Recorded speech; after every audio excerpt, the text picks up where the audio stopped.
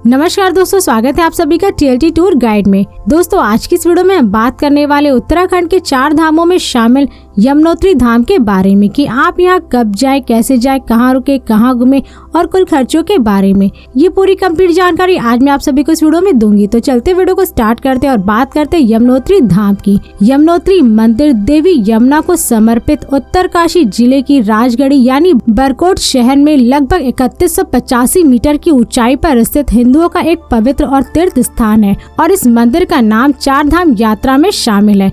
यात्रा की शुरुआत इसी स्थान से होती है और ऐसा कहा जाता है कि 4 धाम की यात्रा का ये पहला पड़ाव है। दोस्तों अब बात करें कि आप यमुनोत्री धाम कब जाएं और इनके कपाट कब खुलते हैं और कब बंद होते हैं।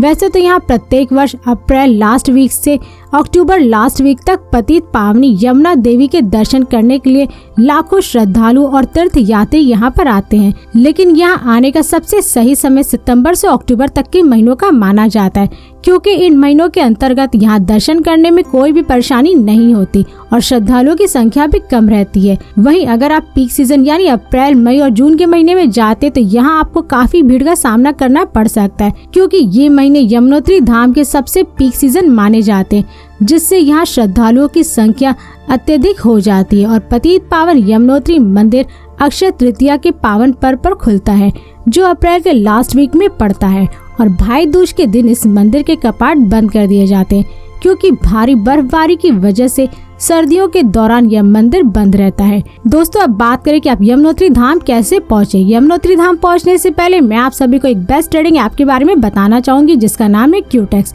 जहां पर आप सभी stock, forex, crypto currency, metals में ट्रेड करके रियल कैश अर्न कर सकते हैं और इसमें आप सभी को $10,000 डेमो अकाउंट में दिए जाते हैं, जिसको कि यूज करके आप यहाँ पे ट्रेडिंग करना सीख सकते हैं और सीखने के बाद आप अपना रियल कैश इन्वेस्ट करके रियल कैश अर्न कर सकते हैं। तो लिंक आप सभी को वीडियो के डिस्क्रिप्शन में और कमेंट बॉक्स में मिल जाएगा, जल्दी से जाकर के आप साइन अप कर लीजिए। तो दोस्तों अब बात करें कि आप यमुनोत्री धाम कैसे पहुँचे। वैसे तो आप यहाँ पे बाई ट्रेन, बाई प्लेन और बाई बस बड़े ही आराम से पहुँच सकते हैं। दोस्तों यदि आप ट्रेन से जा रहे हैं तो यमुनोत्री धाम का नजदीकी रेलवे स्टेशन देहरादून और हरिद्वार है, जो देश के अधिकतर शहरों से रेल मार्ग द्वारा जुड़े हुए हैं और देहरादून से यमुनोत्री धाम की दूरी लगभग 87 किलोमीटर है और हरिद्वार से लगभग 121 किलोमीटर है।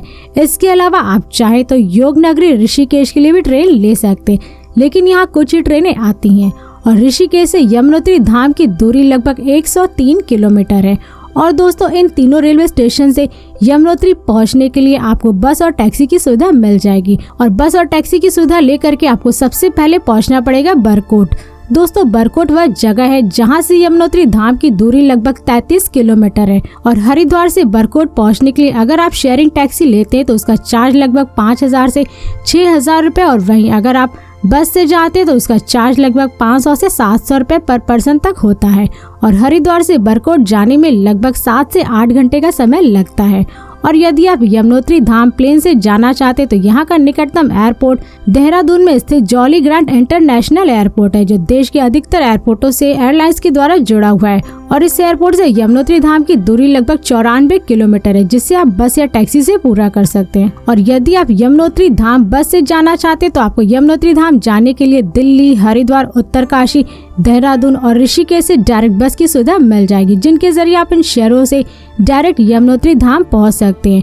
दोस्तों अब बात करें कि आप यमुनोत्री धाम में अपना स्टे कहां बनाएं।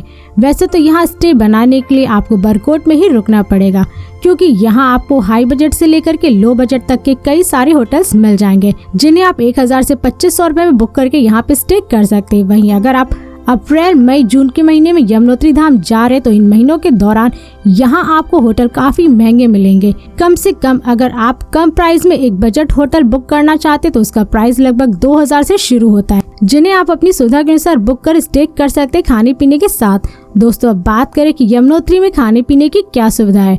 वैसे आप यहाँ पे जिस होटल में स्टे किए वहीं पर आप सभी को खाने पीने की सारी सुविधा मिल जाएगी, लेकिन अगर आप वहाँ पे खाना नहीं चाहते तो बरकोट में आपको कई सारे होटल, रेस्टोरेंट, स्ट्रीट फूड वाले देखने को मिल जाएंगे, जहाँ पर आप जा करके 100 रुपए से 180 रुपए में एक टाइम का भोजन कर सकते हैं। और यदि आप किसी और जगह का ऑनलाइन टिकट बुक करना चाहते हैं तो मैंने डिस्क्रिप्शन में अच्छी साइट्स का लिंक दे दिया है, जिसकी मदद से आप सस्ती से सस्ती प्राइस में बस, होटल, ट्रेन, प्लेन और टूर पैकेजेस को बुक कर सकते हैं। दोस्तों अब बात करें कि आप यमुनोत्री माता के दर्शन कैसे करें। वैसे तो यहाँ दर्शन करने से पहले आपको पहुंचना है बरकोट से लगभग 45 किलोमीटर दूर जानकी चट्टी। जानकी चट्टी वह जगह है जहां से यमुनोत्री धाम की लगभग 5 से 6 किलोमीटर की ट्रैकिंग शुरू होती है और बरकोट से जानकी चट्टी केवल आप टैक्सी, बोलेरो, सुमो आदि जैसे हल्के वाहनों से ही पहुंच सकते हैं।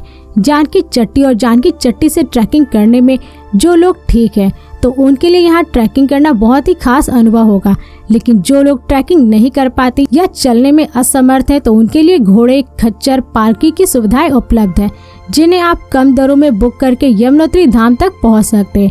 दोस्तों, यदि आप धाम तक पहुँचने के लिए घोड़े खच्चर लेते हैं तो उसका चार्ज लगभग दोनों तरफ का 1500 से 2000 रुपये, और वहीं अगर आप पालकी की सुविधा लेते तो उसका चार्ज लगभग 2000 से 2700 रुपये तक दोनों तरफ का होता है।